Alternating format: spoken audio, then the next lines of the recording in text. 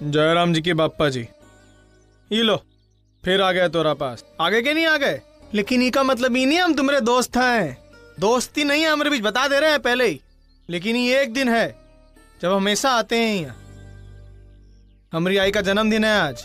ऐसा मर चुके हम के लिए, वो याद नहीं करती हमरे को भी याद नहीं करना है वो। हाँ बता दे रहे हैं। लेकिन आज के दिन क्या है, रोक नहीं पाते अपने आप को याद करने से। ऊ का तोरे ऊपर बहुत विश्वास था, ऊ की वजह से हम तोरे ऊपर विश्वास करने लगे थे, मालूम है ना। लेकिन एक तो बात जुटला नहीं सकते कि हमारी जिंदगी का हर एक बेहतरीन पल हम ऊ के साथ ही काटे। बहुत याद आती है हमरे को। कहा अरे बप्पा खाम का इमोशनल कर दिया थोबे। ठीक है जाते हैं। हाँ आई का ख्याल रखना, ठीक है चलते हैं।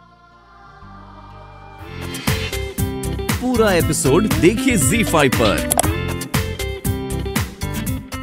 आपने अब तक प्याज नहीं काटा, जल्दी काटिए। और आपने अभी तक आटा नहीं गूंदा, मुझे पूरन पोली बनानी है। आप ये जल्दी जल्दी काटिए, बीच से काटिएगा।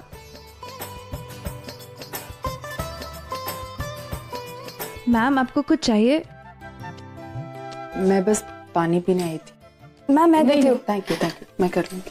मैं ले।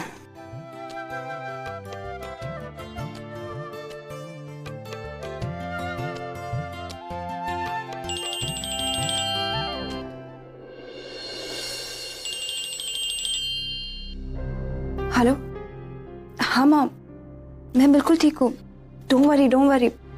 मुझे यहाँ पर एक इंडियन फैमिली ने एज अ शेफ हायर किया। मॉम बहुत प्यारी फैमिली है। मुझे तो लग रहा है मैं अपने खुद के घर पर हूँ। भैया ये सब तो ठीक है, पर तू है कहाँ? मॉम डोंट वरी, सब ठीक है। भैया आई हूँ मैं तेरी हर बात समझती हूँ और उस बात के पीछे का मतलब भी समझती हूँ। तुझे नहीं बताना है ना कि तू कहाँ है, मत बता, बट प्लीज अपना ख्याल रखना। डोंट वरी मॉम, यहाँ पे सब मेरा बहुत ख्याल रख रहे हैं, आप टेंशन मत लो। अच्छा तुझे याद तो है ना आज क्या है? आज तेरी आजी का बर्थडे है। ऑब्वियसली मॉम, इतना बड़ा दिन मैं कैसे भूल सकती हूँ।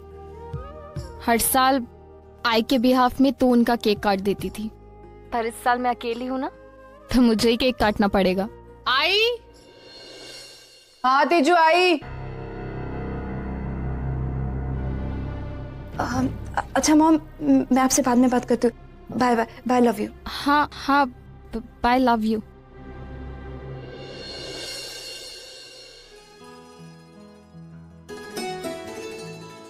वाह क्या प्रेजेंटेशन है। मैंने कहा था ना अर्चना, लड़की में बात है। ये प्रेजेंटेशन वगैरह इन सारी चीजों से कुछ नहीं होता है। खाना बनाना आना चाहिए, खाना बनाने की कला होनी चाहिए। Ma'am sir, the dinner is ready. यहाँ पे जितने भी लोग रहते हैं ना, उनके सबकी पसंद का मैंने एक एक डिश बनाया। मैम ये है बैगन का भरता, स्पेशली तेजू मैम के लिए बनाया है मैंने। ये है सिवई की खीर, पुष्टि मैम के लिए। और ये मानव सर के लिए आलू वड़ी। और आपके लिए पूरन पोली। तुम सबकी पसंद कैसे जानती हो? ये जानना कौन सी बड़ी मुश्किल बात है। यहाँ पे इतने सारे सर्वेंट्स हैं जो यहाँ सालों से काम करें, बस उनसे पूछ लिया। Okay anyway, should I serve the dinner? जब तक अपनों के हाथों से खाना सर्व ना हो तब तक खाने में मजा ही नहीं है। I mean, जिसने खाना बनाया उसके हाथों से। थोड़ी देर रुक जाओ, हम हमारे फैमिली का वेट कर रहे हैं। ओके मैम, मैं थोड़ी देर में आती हूँ, आप लोग चलिए।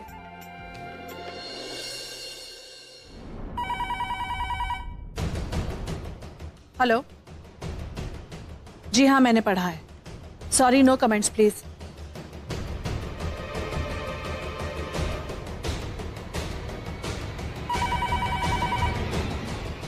थांब, वासुदेव तसंच। दिन भर ये फोन बजता रहेगा, हम फोन उठाएंगे, दूसरी तरफ से कोई कुछ अनाप शनाप बक देगा, गुस्से में हम जवाब दे देंगे, फिर मीडिया वाले बात का बतंगड़ बना देंगे। Let's avoid all this. Phone उठाने की कोई जरूरत नहीं है। राम सिंह, सारे दरवाजे बंद कर दो बाहर के, और कोई भी मेरे बारे में पूछे तो से I am not at home. Shirish, calm down, आओ।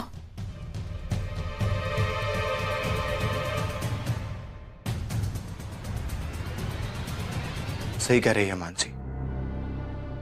तुम्हें कहा ना मैंने, तुम जाओ भी यहाँ से। माना प्लीज इसे चेक दे दीजिए और इसे कहीं ऐसे जाए। लेकिन मैम आप एक बार खाना टेस्ट कीजिए ना। मैंने और मैम अगर आप खाना नहीं खाएंगी तो मुझे आप रेकमेंड नहीं कर सकती हैं, और आपका रेकमेंडेशन मुझे जॉब दिलाएगा। अरे वो तो हम वैसे भी कह देंगे कि तुम बहुत अच्छा खाना बनाती हो। पर सर ये तो गलत होगा ना। आप एक बार खाना टेस्ट करके देखिए ना, मुझे तसल्ली हो जाएगी। Please sir, please ma'am. क्या हुआ मैम? तुम्हें खाना किसने सिखाया? आई ने। आई ने?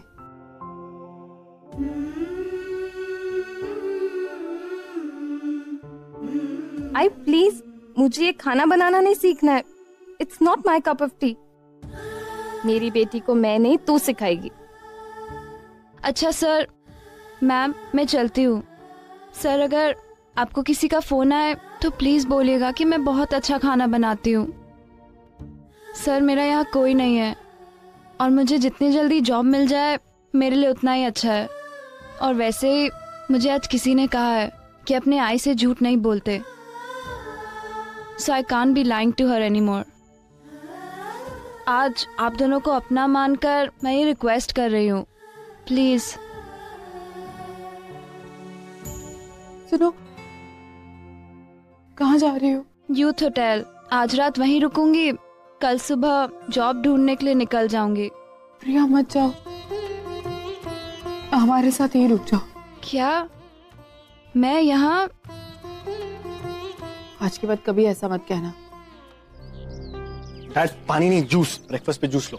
अत्तू आपका जूस पकड़ो। और ये पोहा, आपको पता है टेबल पे कब से इंतजार कर रहा था पोहा। मैंने इसे उठा के पूछा तो इसने बोला अत्तू कहाँ है, मुझे अत्तू के पास ले चलो प्लीज। रोने लगा, इसलिए मैं ले आया। लो। नरेन, मला खरंच खायची इच्छा नहीं है। डैड अत्तू, मैं जानता हूँ कि बाहर क्या हो रहा है और कैसे हो रहा है और क्यों हो रहा है, लेकिन आप ही तो कहती हो ना कि ना खाना कोई भी प्रॉब्लम की सोल्यूशन नहीं है। हमें लड़ना होता है हर प्रॉब्लम से, और अगर लड़ना है तो उसके लिए ताकत चाहिए होगी, और ताकत कैसे आएगी? खाना खाने से। तो आप खाओ ना प्लीज। अब अत्तू, मुझे पता है कि ये जो भी सारी चीजें हो रही हैं इस घर में, कहीं ना कहीं उनकी वजह मैं हूं। लेकिन मैंने अब तक जो कुछ भी किया वो मेरा फर्ज था। मैंने सिर्फ अपना फर्ज निभाया, एक बहन होने के नाते, एक बेटी होने के नाते।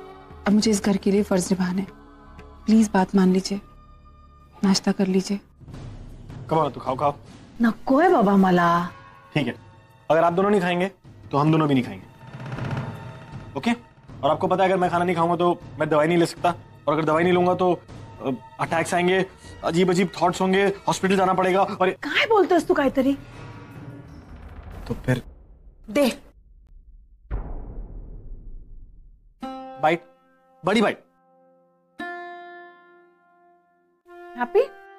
गुड। अच्छा नरेन, मैंने तुम्हारी बात मान ली, अब तुम्हें मेरी बात माननी होगी।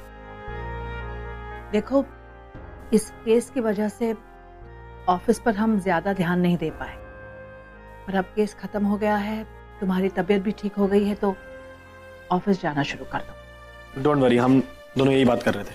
हम दोनों आज से ही ऑफिस जा रहे हैं and everything will be sorted, okay?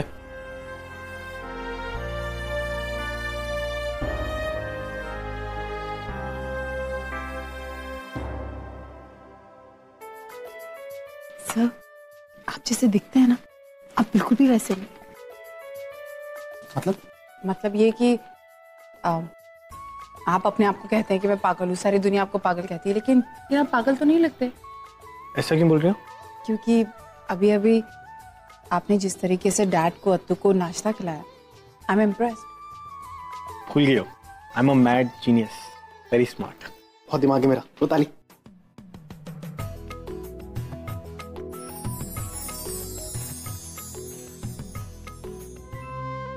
लेकिन हम खुश थे।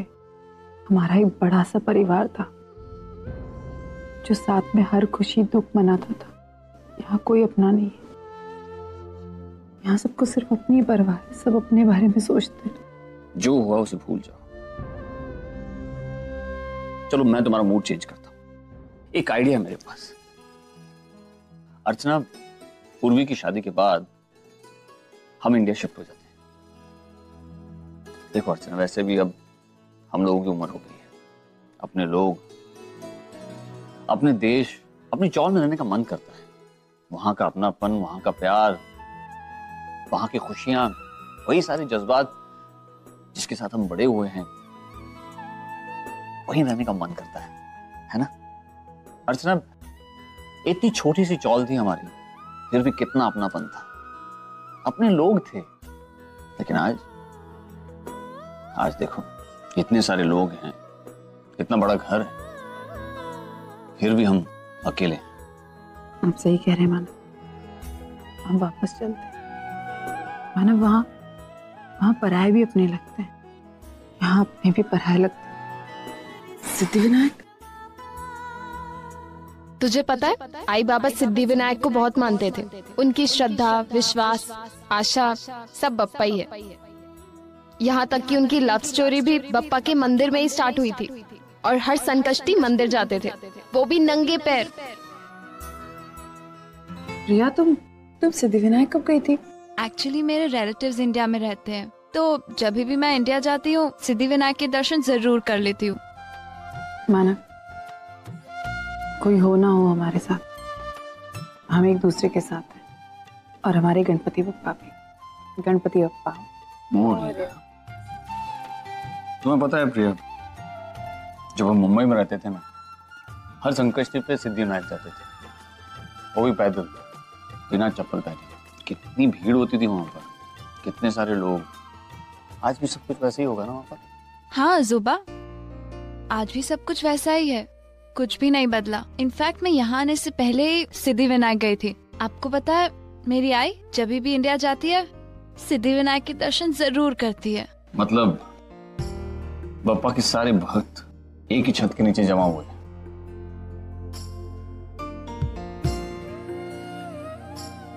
ओह माय गॉड आजी, कितनी बड़ी फैमिली है आपकी। पर इनमें से किसी को यहाँ नहीं देखा। कहीं बाहर गए ये लोग? नहीं, इधर आओ।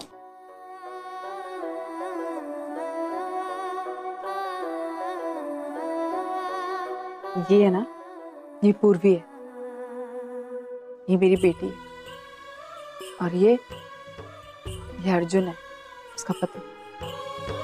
एक्चुअली इतने वक्त से दोनों बिल्कुल अलग थे, लेकिन अब ये फिर से एक होने वाले, और इन्हीं की शादी के लिए हम लोग इंडिया जा रहे हैं। और ये दिख रहा है, ये सोहम है, मेरा बेटा, जो शायद इस दुनिया में नहीं है।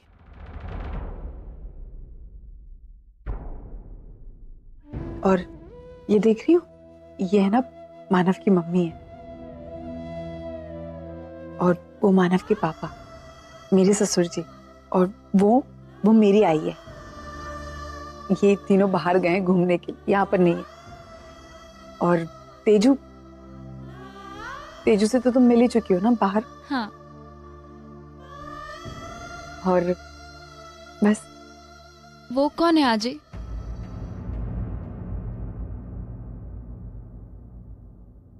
वो मेरी बेटी है ओवी, लेकिन वो हमारे साथ नहीं रहती। आजी आजोबा अभी भी मॉम को एक्सेप्ट करने के लिए तैयार नहीं है। कोई बात नहीं, एक दिन मॉम को जरूर एक्सेप्ट करेंगे। अच्छा आजी, अब मैं चलती हूँ।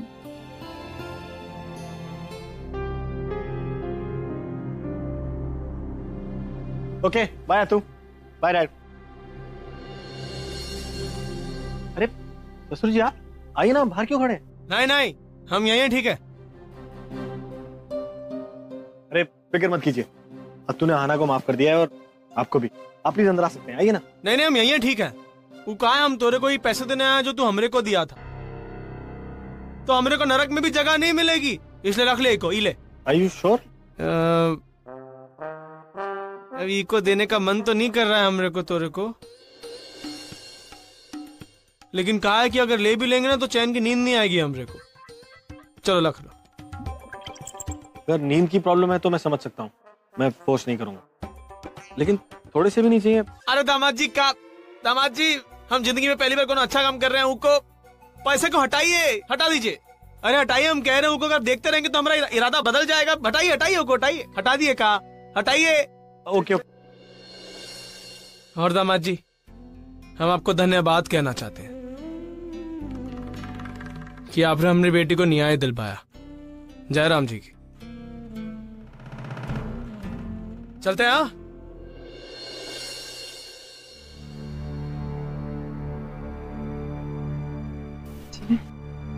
मानसी को न्याय तो मिल गया, लेकिन अभी भी एक काम बाकी है। कौन सा काम? आओ। देखिए, no flash please, please no flash. मेरे को फ्लैश से प्रॉब्लम है। देखिए, जैसे कि आप लोग जानते हैं कि मेरी वाइफ आहाना ने मानसी मात्रे को इंसाफ दिलाया है। रौनक, जिसे मुझे अपना छोटा भाई कहते हुए शर्म आती है, अब इतने बड़े गुनाह के लिए एक सजा काट रहा है। और मैंने आप लोगों को यहाँ इसलिए बुलाया ताकि आप लोगों को थैंक यू कह सकूं। ये केस जीतने में आप लोगों ने हमारी बहुत मदद की है। हाँ, हम लोगों ने अपने घर वालों के खिलाफ जाकर ये केस जीता, लेकिन हम कोई महान नहीं है। आज मैं आप लोगों को उन लोगों से मिलवाना चाहता हूँ जो हमसे भी ज्यादा प्रोग्रेसिव सोच रखते हैं। देखिए, मानसी मेरी, आहाना की, हमारी बहन है। हमारा उसके साथ खड़ा रहना लाजमी था, एक ड्यूटी थी। लेकिन वो लोग जो उसके कुछ नहीं थे, बस होने वाले रिश्तेदार थे, वो भी इस मुश्किल वक्त में उसके साथ खड़े रहे, कंधे से कंधा मिलाकर। ये हादसा मानसी के संगीत के दौरान हुआ, इसलिए शादी नहीं हो पाई। लेकिन फिर भी उन लोगों ने रिश्ता नहीं तोड़ा। मानसी को आज भी वो लोग अपनी बहू मानते हैं। अरे ये सब क्या है? इतने सारे प्रेस वाले और मीडिया वाले, वो भी हमारे घर के बाहर। और जैसे ही इलेक्ट्रॉनिक मीडिया, प्रिंट मीडिया, इन सब के थ्रू आपने हमारी सोच की तारीफ की है, वैसे ही इन महान लोगों के बारे में भी लिखी है। ये देखिए, ये है वो फैमिली, द ग्रेट फैमिली। ये आई है और ये बाबा, ग्रेट आई, ग्रेट बाबा। और ये शशांक, जिससे मानसी की शादी होने वाली है। शशांक को तो आप जानते ही हैं, लेकिन आप इन लोगों का इंटरव्यू लीजिए। ऐसे लोगों का समाज में आगे आना बहुत जरूरी है। आप प्लीज इनसे आके बात कीजिए, इनका इंटरव्यू लीजिए। देखिए, जब भी किसी लड़की का रेप होता है तो सोसाइटी उसे एक अलग नजरिए से देखती है, उसके बारे में भला बुरा कहती है, पीठ पीछे उसे ताने देती है। रेप करने वाले को तो सजा मिल जाती है, लेकिन असली सजा वो पीड़ित लड़की काटती है। लोगों का तो ये कहना होता है कि शायद रेप करने वाले को लीड ऑन उसी ने किया है, छोटे कपड़े पहनकर, या कई तरीके की बातें हम सुन चुके हैं। लेकिन उस लड़की को इंसाफ नहीं मिलता। कोर्ट ऑफ लॉ में भले ही मिल जाता है, लेकिन सोसाइटी उसे नॉर्मल तरीके से जीने नहीं देती। हमारी ऐसी सोच क्यों है? हम समाज में आगे क्यों नहीं बढ़ सकते? मेरा सिर्फ ये मानना है, उस लड़की को रिहैबिलिटेशन क्यों नहीं कर सकते हैं हम? क्यों उसे हक नहीं देते एक नॉर्मल जिंदगी जीने का, एक नॉर्मल पति होने का, एक नॉर्मल सास ससुर होने का? क्यों अपनी पिछड़ी सोच के साथ उस लड़की की जिंदगी खराब कर देते? अनफॉर्चुनेट एक्सीडेंट होने के बाद भी मानसी को अपनाया ऐसे लोगों ने, उसके सास ससुर ने, उसके होने वाले पति ने। आप प्लीज ऐसे लोगों को और प्रचलित कीजिए, इन्हें समाज के सामने लाइए, ताकि हमारा समाज आगे बढ़ सके और हम इस सोच को बदल सके। आप इनसे पूछ लीजिए। अंकल, आंटी, आप आइए, बताइए, आप सास ससुर बनने को तैयार है मानसी के? शशांक, प्लीज आओ। तुम आज भी मानसी से शादी करोगे? बताओ इन्हें। और समाज हमसे है, हम थोड़ा ना समाज से हैं। देखो, अगर तुम्हारे पेरेंट्स मानसी को एक्सेप्ट कर लेते हैं ना, तो ये बहुत बड़ी बात होगी। उनको कितना बड़ा दर्जा मिलेगा समाज में। हाँ, मैं भी यही सोचता हूँ, लेकिन मेरी आई वो ऐसा नहीं सोचती। उसे लगता है कि अगर हमारी शादी हो जाएगी तो लोग तरह तरह की बातें करेंगे, उसे कोसेंगे, सवाल जवाब करेंगे।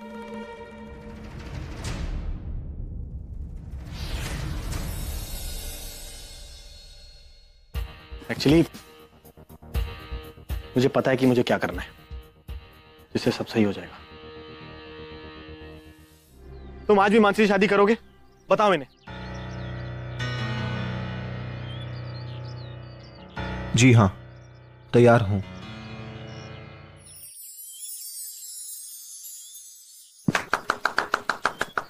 तैयार हूं। जो कुछ मानसी के साथ हुआ उसमें उसका दोष नहीं है, और मानसी को एक नॉर्मल लाइफ जीने का पूरा हक है, और मैं उसे ये हक दिलाऊंगा। मानना पड़ेगा इन लोगों को। अगर कुछ बदलाव लाना है तो शुरुआत अपने घर से करनी पड़ती है। आप प्लीज इनका बड़ा सा इंटरव्यू छापिए, प्लीज। आंटी और अंकल से भी बात कीजिए। मैम बताइए, आप क्या कहना चाहेंगी? नरेन, क्या आप मानसी मात्रे को अपनी बहू स्वीकार करेंगे मैम? अरे इसे क्या हो गया? उस दिन तो इस लड़की को बहू बनाने के लिए मना कर रही थी, अब क्या कर रही है? अब पता नहीं अचानक ये इतना महान बनने का नाटक क्यों कर रही है। सब कुछ चेक कर दिया मैंने। नवीन साहब ने क्या किया? शशांक क्या ये शादी के लिए तैयार नहीं थे? आपने अरे तो नहीं है तैयार, तो तैयार हो जाएंगी ना। उनके चेहरे देखो, इतना स्माइल कर रही है कैमरा के आगे।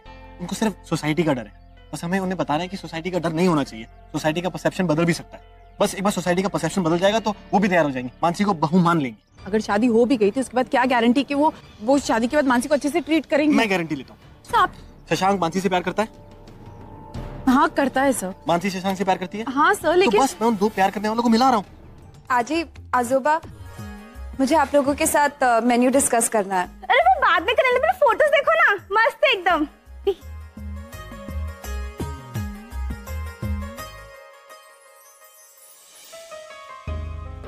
आई बिलेटेड हैप्पी बर्थडे। ये आपका बर्थडे गिफ्ट एक्चुअली मैं लास्ट वीक ही लेकर आई थी, लेकिन कल रात को देना ही भूल गई।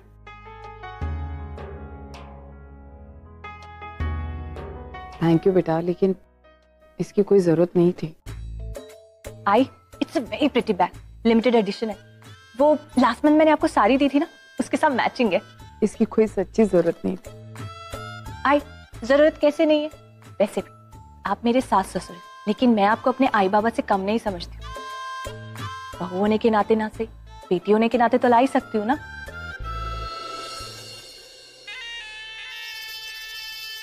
आई बाबा, मुझे आप लोगों से बात करनी थी। बोलो। वो गौरव। गौरव क्या? आई मुझे उसके फ्यूचर की बहुत टेंशन होती। अब वो बड़ा हो रहा है, उसे अपनी रिस्पॉन्सिबिलिटी समझनी चाहिए। कब तक वो अपने बाबा के पैसों पर डिपेंड रहेगा? अब उसे अपने पैरों पर खड़ा होना चाहिए। आप तो देख ही रहे हैं ना, सचिन कितना बिजी रहते हैं, पूरा दिन काम पर लगे रहते। उनके पास तो फैमिली के लिए छोड़िए, अपने आप के लिए टाइम नहीं है। ऐसे में अगर बेटा थोड़ा बोझ शेयर करेगा तो। नीना देखो, वक्त के साथ सब कुछ ठीक हो ही जाता है। वो धीरे धीरे अपनी रिस्पॉन्सिबिलिटी समझने लगेगा, तुम चिंता मत करो। आई वो नहीं समझ रहा है ना, हमें उस पर रिस्पॉन्सिबिलिटीज डालनी होंगी, शायद तब कुछ। बेटा अगर कुछ चाहिए तो सीधे सीधे बोल दो, इतना घुमा फिरा के बात करने की कोई जरूरत नहीं है। बाबा आप कहना क्या चाहते? मुझे कुछ चाहिए होगा तभी मैं आपके पास आऊंगी क्या? नीना नहीं, तुम्हें तो पता है ना कि इनकी मजाक करने की बहुत बहुत बुरी आदत है। आई मैं सोच रही थी, बाबा जो अपना नया बिजनेस शुरू कर रहे हैं, उसमें तेजू की बजाय अगर गौरव को हैंडल करने दिया जाए तो I mean, उसके लिए एक अच्छी शुरुआत हो जाएगी। एक्चुअली मुझे नहीं लगता। और नीना, जो तुम आज सोच रही हो वो हम बहुत पहले करके देख चुके हैं। इससे पहले भी हमने गौरव को कई प्रोजेक्ट्स की रिस्पॉन्सिबिलिटी दी थी, लेकिन उसने ध्यान नहीं दिया और फिर आखिर में उस प्रोजेक्ट को परी को कंप्लीट करना पड़ा। वो अभी इतना मैच्योर्ड नहीं है, उसे थोड़ा सा वक्त लगेगा। बाबा अब नहीं तो कब मैच्योर होगा? और वैसे भी ये क्राइटेरिया आपने परी के लिए तो नहीं कभी रखा। आप हमेशा अपनी डॉटर्स, अपनी ग्रैंड डॉटर्स के बारे में ही सोचते रहते, अपने बेटे और पोते के बारे में कभी। एक मिनट नीना, ये तुम क्या बोल रही हो? हम लोगों ने कभी किसी में भी भेदभाव नहीं किया है।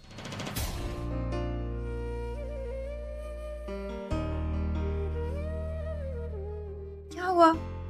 कुछ चाहिए तुम्हें? नहीं। तुम्हें पता है मैंने तुम्हारे लिए चॉकलेट पुडिंग बनाया, स्पेशली तुम्हारे लिए बनाया। खाओगी? No thanks. चॉकलेट पुडिंग को भी मना कर दिया? मतलब सीरियसली कुछ गलत है। क्या हुआ? कुछ नहीं। पता है मेरे फ्रेंड्स कहते हैं ना कि मैं बहुत अच्छी एडवाइस देती हूँ। बॉयफ्रेंड प्रॉब्लम है? नो आई डोंट हैव कोई बॉयफ्रेंड। फ्रेंड के साथ झगड़ा हुआ? नहीं। तो फिर जरूर मम्मी ने कुछ बोला होगा। आपको कैसे पता? क्योंकि I can read faces. Really? No यार, जस्ट किडिंग। मैं तो तेरे साथ ऐसी मजाक कर रही थी।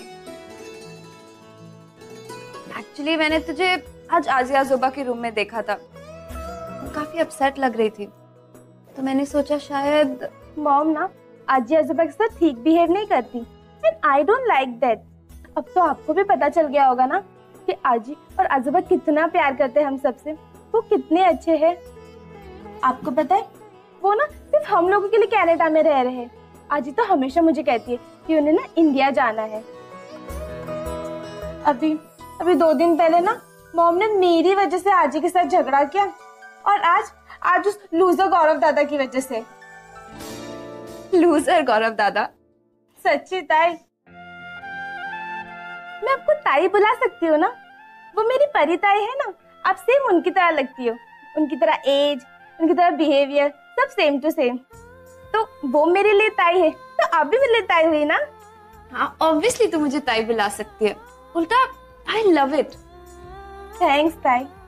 पता है कभी कभी तो मुझे लगता है कि जब मैं बड़ी हो जाऊंगी ना तो घर में जो कुछ भी चल रहा है ना मैं सब चेंज कर दूं। तो अभी करो। लेकिन कैसे? You know, किसी बड़े ने कहा था बी द चेंज। अगर तुम्हें कुछ बदलना है ना तो खुद आगे बढ़ के बदलना पड़ेगा। मॉम डैड तो मुझसे कितने बड़े हैं, मैं उन्हें क्या समझाऊं, कैसे समझाऊं? वो तो मेरी बात भी नहीं मानेंगे। अरे पुष्टि, किसी को कुछ समझाने की कोई जरूरत नहीं है। उनको महसूस कराना पड़ेगा, एहसास दिलाना पड़ेगा। क्या? प्यार। उन्हें प्यार महसूस कराना पड़ेगा। खबरदार, अंकिता को इस घर से बाहर निकालने के बारे में सोचना भी मत, समझी? अंकिता इस घर की बहू है, नरेन की पत्नी है वो। या घराची मोठी सुनबाई है अंकिता। उसका इस घर पर उतना ही हक है जितना कि तुम्हारा। और तुम क्या कह रही थी? तुम्हें इस घर के इज्जत की चिंता हो रही है, इस घर के रेपुटेशन के बारे में सोच रही हो तुम। तो रौनक ने जो कुछ भी किया है ना, उसके बाद इस परिवार की रेपुटेशन मिट्टी में मिल गई है। हम किसी को मुंह दिखाने के लायक नहीं रह गए हैं। The saving grace is Ankita, क्योंकि इस लड़की ने वही किया जो सच था। Now for God's sake Rushali, इस घर की सही बहू को घर के बाहर मत निकालो। अगर तुम ऐसा करोगी ना तो प्रेस वाले सवाल पूछेंगे। क्या जवाब दोगी तुम उन्हें? कभी सोचा है इसके बारे में? टेक माय एडवाइस, शांति से, सब्र से और अकल से काम लो। लेकिन रौनक मर गया है हम सबके लिए, मर गया है वो। तुम समझती क्यों नहीं हो?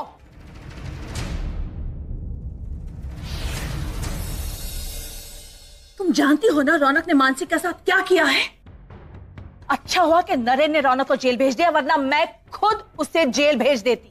जो कुछ भी होता ही, मैं रौनक को ऐसे घुट घुट के जीते हुए कैसे देख लूं? वाह, आज तुम रौनक के बारे में सोच रही हो। तुम्हें अपने बेटे के बारे में कई साल पहले सोचना चाहिए था रुशाली। तुम्हारी परवरिश और तुम्हारे संस्कारों की वजह से आज रौनक जेल में है। You are responsible for this. जिस दिन रौनक ने पहली गलती की, उस दिन अगर तुमने उसे सही राह दिखाई होती तो आज हम सबको ये दिन नहीं देखना पड़ता। जिस दिन रौनक ने पहली बार किसी लड़की के साथ गलत किया, उस वक्त अगर तुम उसका हाथ पकड़कर उसे पुलिस स्टेशन ले जाती और उसे 4 थप्पड़ खिलवाती ना, तो शायद रौनक में इतनी हिम्मत नहीं आती कि वो किसी लड़की के साथ। आज रौनक के साथ जो भी हुआ है उसकी जिम्मेदार अंकिता नहीं, तुम हो। पूरा एपिसोड देखिए ZEE5 पर।